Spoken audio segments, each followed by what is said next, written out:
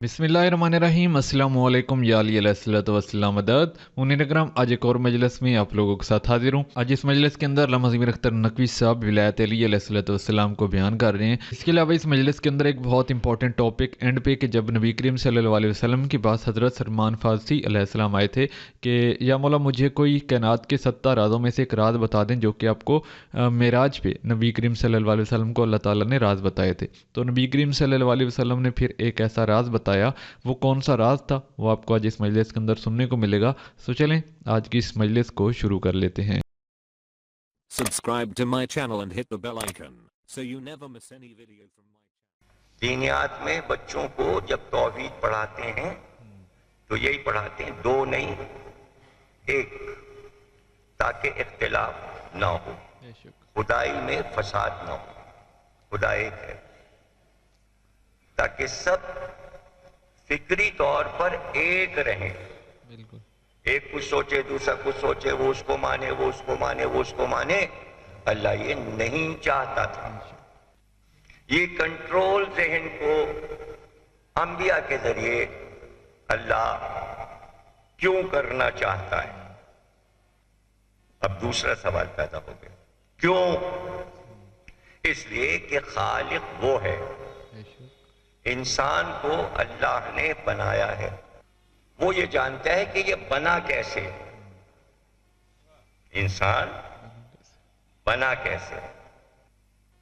इंसान में चार चीजें हैं, आग, हवा, मिट्टी और पानी। चारों एक दूसरे के दुश्मन हैं। पानी आग का दुश्मन, पानी आग को बुझा देता है, आग पानी को खौला देती है, हवा आग को फैला देती है, बुझा देती है, मिट्टी पानी मिट्टी को बहा ले जाता है। तो सब एक दूसरे के दुश्मन है, दोस्त नहीं है। तो इंसान में तजाद है, उसकी सोच, उसकी फिक्र चार रुखों में फैली हुई है। अल्लाह ये चाहता है कि इस जिस्म को, मादी पैकर को मैं अपनी भेजी हुई रूह से कंट्रोल करूं और रूह और जिस्म के दरमियान नफ्स अदल का काम करे। रूह मेरे कंट्रोल में है, नफ्स मेरे कंट्रोल में है, जिस्म का इख्तियार हमने तुम्हें दिया है। तो हम ये चाहते हैं तुम्हारा इख्तियार खराब ना हो जाए, तुम अपनी सोच खुद ना पैदा कर लो अल्लाह के मसले में। इसलिए हम चाहते हैं अंबिया तुम्हें बताते रहें, समझाते रहें, वरना तुम्हारे जिस्म में हर वक्त कोई ना कोई फिक्र उल्टी सीधी चल रही होती है। तो अंबिया तुम्हें सही डायरेक्शन देंगे, सही हिदायत देंगे, सही बात बताएंगे। वो तुम्हें ये भी बताएंगे कि जिस्म की हिफाजत कैसे होगी। जैसे रूह की हिफाजत है, नफ्स की रूह की और नफ्स की हिफाजत है, उसी तरह जिस्म की हिफाजत भी है। जिस्म के लिए क्या क्या ग़िज़ाएं होनी चाहिए, रूह के लिए क्या क्या ग़िज़ाएं होनी चाहिए। रूह और नफ्स को कंट्रोल करने के लिए इल्म की ज़रूरत है, नफ्स को कंट्रोल करने के लिए एतदाल की ज़रूरत है। उसी तरह जिस्म को कंट्रोल करने के लिए अपने साथ अदल करना पड़ेगा। अगर अदल से हट जाओगे तो जिस्म डिसबैलेंस हो जाएगा, बदपरहेजी करोगे तो बीमार पड़ जाओगे, बीमारी बढ़ती जाएगी, लाइलाज हो जाएगी, आखिर में मर जाओगे। कुछ समझ में नहीं आ रहा आपके क्या? यार तो मुंह से तो बोलो, कभी एक तो वाह कर लो। गदीरी पे वाह करोगे क्या?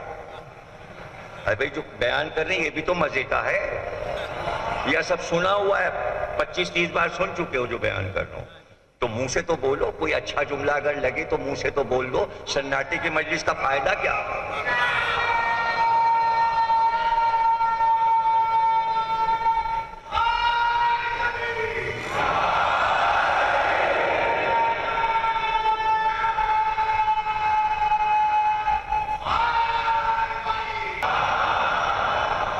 वो वहां बैठे हुए हैं, जब वो देखते हैं आप सोने लगते हैं तो वो खूब جھنجھوڑتے ہیں آپ کو، ادھر سے یہ جھنجھوڑتے ہیں ادھر سے وہ.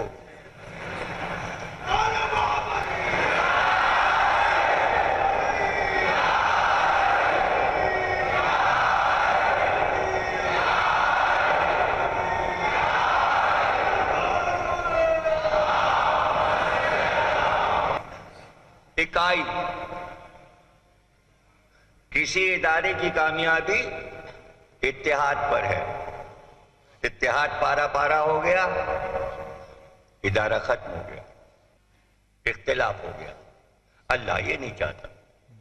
انسان اختلاف نہ پیدا کریں، زمین پر شر نہ کریں، فساد نہ کریں. اس لیے توحید کا تصور دیا گیا، سب ایک پہ جمع ہو جاؤ. ہاں اسی طرح بولیے تو مطلب اچھا لگ رہا ہے نا. کہ اللہ میاں پہ بابا نہیں ہوتی کیا؟ صرف مولا علی پہ بابا ہوتی ہے. عجیب باتیں، یہ تو کوئی بات ہی نہیں. ایسا لگ رہا ہے اللہ کو آپ مانتے ہی نہیں. یہ کیا بات ہوئی؟ لا الہ تو پہلے ہے نا. یہ ایک مرکز ہے، سب اس پہ جمع ہو جاؤ، چاروں طرف سے آگے. ایک نبی بھیج رہے ہیں، اسی پر متفق ہو جاؤ. 10 نبی ایک وقت میں نہیں، ایک. آخر میں اللہ نے کہا کہ آخری نبی بھیجیں، اس کے بعد نبوت نہیں ہے. اب تمہیں 1,00,000 برس گزر چکے ہیں، تمہیں سبق یاد ہو گیا کہ اللہ ایک ہے. صرف اللہ ایک سب سے زیادہ رٹایا گیا. 1,24,000 صرف یہ کہنے آئے اللہ ایک ہے، اللہ ایک ہے، اللہ ایک ہے، اللہ ایک ہے. اتنی چھوٹی سی بات ہزاروں برس کہی گئی اور آخر میں کہا گیا اب بات ختم ہو گئی، اب کوئی نہیں آئے گا اللہ ایک کہنے کے لیے، بآخری ہے محمد.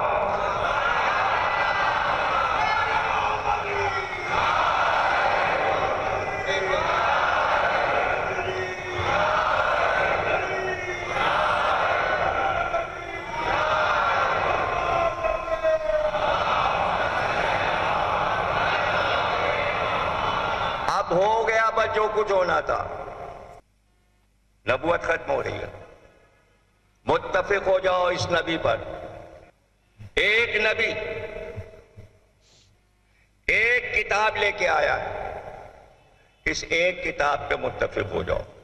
اب اللہ نے کہا ایک اللہ، ایک نبی، ایک کتاب. اب نبی یہ چاہتا ہے بحکم الہی کہ میرے بعد تم منتشر نہ ہو جانا، ایک پر متحد ہو جاؤ، اس کا نام علی ہے.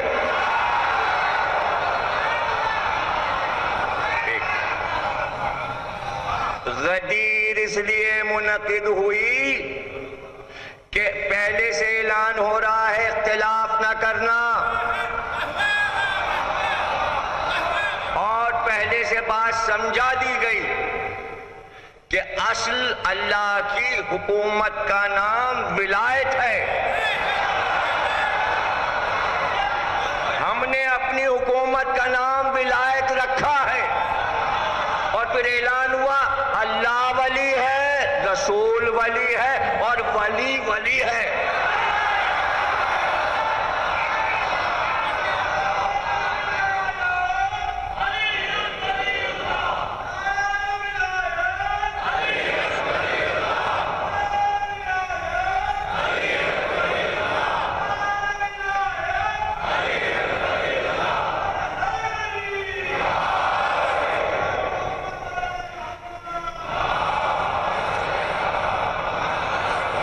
ہزاروں برس سے توحید پر متحد کیوں کیا جا رہا تھا؟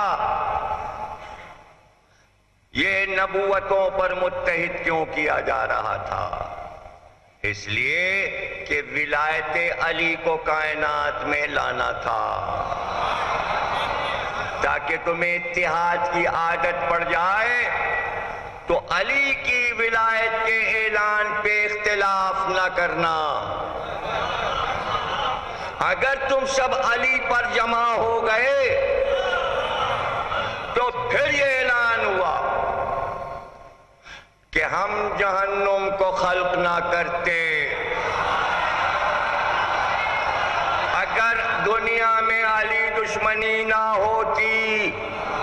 یعنی پہلے سے اللہ کو معلوم ہے کہ علی پر تم اختلاف کرو گے، لیکن اللہ یہ چاہتا ہے کہ اختلاف نہ کرو، تو اب جو اختلاف پیدا ہوگا علی کے بعد اس کا ذمہ دار اللہ نہیں ہے، تم خود ہو۔ اب اللہ حجت تمام کرنا چاہتا تھا، اس لیے غدیر کا واقعہ ہوا کہ ہم تمہیں بے ہدایت نہیں چھوڑنا چاہتے محمد کے بعد۔ اب اگر تم بے ہدایت ہو گئے تو ذمہ دار تم ہوگے اور جہنم تمہارا انتظار کر رہا ہے۔ اب ظاہر ہے کہ کوئی کہے بھئی یہ تو بڑی کڑی سزا دے دی اللہ نے، اور یہ اتنی دن سے یاد کرایا جا رہا ہے، ایک ایک ایک ایک ایک ہر چیز ایک، اللہ ایک، رسول ایک، کتاب ایک، تو جو علی کا معاملہ آ گیا تو ایک کیوں نہیں؟ یہ سبق کیسے بدل گیا؟ یہ اختلاف کیسے ذہن میں پیدا ہو رہا ہے؟ تو اگر پیدا ہو رہا ہے، ہمیں معلوم ہے کہ پیدا ہوگا، اللہ جانتا تھا ایسا ہوگا، اور علی پر متفق نہیں ہوں گے، اس لیے اس نے پہلے ہی ارادہ کر لیا تھا کہ ہم جہنم خلق کر دیں پہلے سے۔ اگر اسے یہ معلوم ہوتا کہ ساری دنیا علی پر متفق ہو جائے گی تو جہنم نہ بناتا۔ اسی وقت وہ جانتا تھا کہ انسان ہم نے بنایا ہے، اس کے ذہن میں تضاد ہے، یہ علی پہ اختلاف کرے گا، اس لیے جہنم بنا دیا۔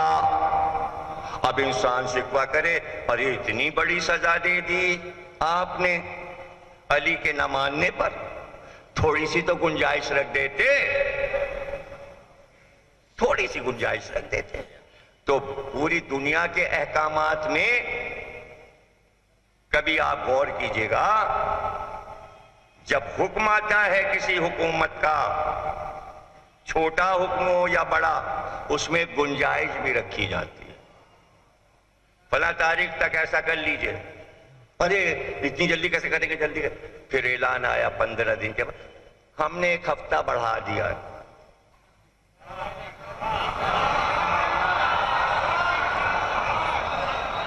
تو گنجائش قانون نافذ کرنے والا دقتوں کو دیکھ کر تھوڑی سی گنجائش رکھتا ہے۔ اللہ تو کائنات کا مالک ہے، اعلان کر دیا اگر تم علی پہ متفق نہ ہوگے تو جہنم تو ہے، دوزخ تو ہم نے بنایا ہے، اب جانا ہے تو جاؤ۔ نہیں، آپ نے بڑی کڑی سزا دے دی علی کے نہ ماننے پر، ہم نے تو اللہ بھی مان لیا، رسول بھی مان لیا، قرآن بھی مان لیا، کعبہ بھی مان لیا، اور اس کے بعد علی کو اگر نہیں مانا تو جہنم میں جائیں گے۔ تو تھوڑی سی گنجائش دے دیتے، اللہ نے گنجائش رکھ دی، 5 دن بڑھا دیے، 10 دن بڑھا دیے، سمجھ گئے ہیں نا بات، گنجائش سمجھ گئے، قانون میں گنجائش سمجھ گئے۔ تو علی نے سلمان سے کہا، سلمان نے کہا مولا کچھ راز کائنات بتائیے۔ کہا جاؤ رسول اللہ سے پوچھو۔ کہا تو پوچھو کیسے؟ کہا جا کے پوچھنا کہ معراج میں آپ کو اللہ نے 70,000 راز بتائے ہیں، 70,000 راز، اور جا کے کہنا یا رسول اللہ اس میں سے ایک ہمیں بتا دیجئے۔ سلمان پہنچ گئے، کہا یا رسول اللہ معراج میں اللہ نے آپ کو 70,000 راز بتائے تھے۔ تو رسول اللہ مسکرائے، کہا علی کے پاس سے آ رہا ہے؟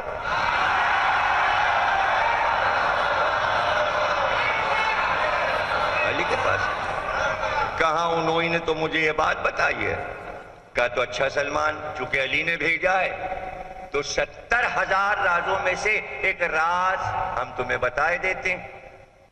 سلمان، اللہ نے شب معراج رازوں میں ایک راز ہمیں یہ بھی بتایا کہ اگر کسی دنیا کے انسان کے دل میں رائی کے دانے کے برابر، رائی دیکھا ہے نا، رائی دیکھا ہے، رائی کاہے میں پڑتی ہے، کس چیز میں پڑتی ہے؟ کوفتے میں، رائی اس لیے پڑتی ہے کوفتہ ٹوٹے نہ. رائی اس کو جمع رکھتی ہے, ٹوٹنے نہیں دیتی. یہ ہے رائی میں طاقت. تو رسول اللہ نے کہا رائی کا دانہ کائنات میں سب سے چھوٹا ہوتا ہے. رائی کے دانے کے برابر کسی کے دل میں علی کی محبت ہوگی تو اللہ نے کہا اسے جہنم میں نہیں ڈالے گا.